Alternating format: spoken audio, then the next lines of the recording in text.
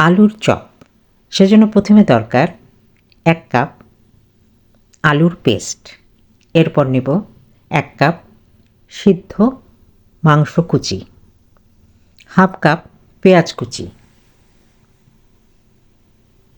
2 table চামচ কাঁচামরিচ কুচি,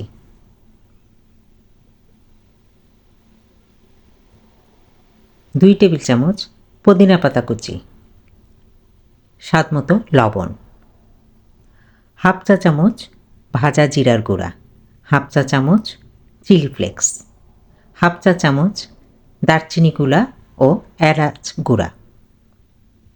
এরপর সব উপকরণ একসাথে ভালোভাবে মাখিয়ে নেব।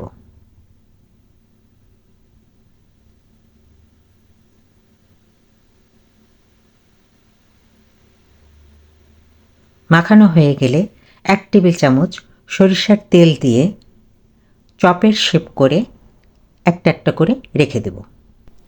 ভিডিওটি ভালো লাগলে দয়া করে সাবস্ক্রাইব করবেন, পেজে দেখে থাকলে ফলো দিবেন, লাইক কমেন্ট শেয়ার দিয়ে সঙ্গে থাকবেন।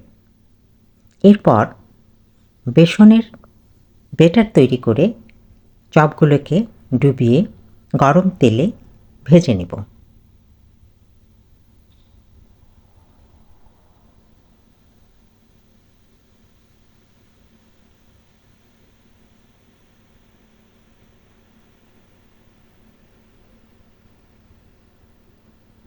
প্রত্যেকটি চপ 2 পিস লাল করে ভেজে তুলে নেব।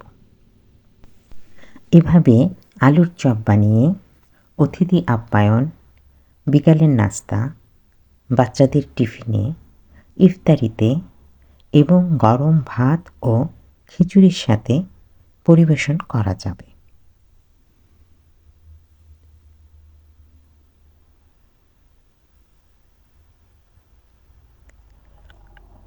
ফ্রিজে সংরক্ষণ করা যাবে প্রায় 7 দিন।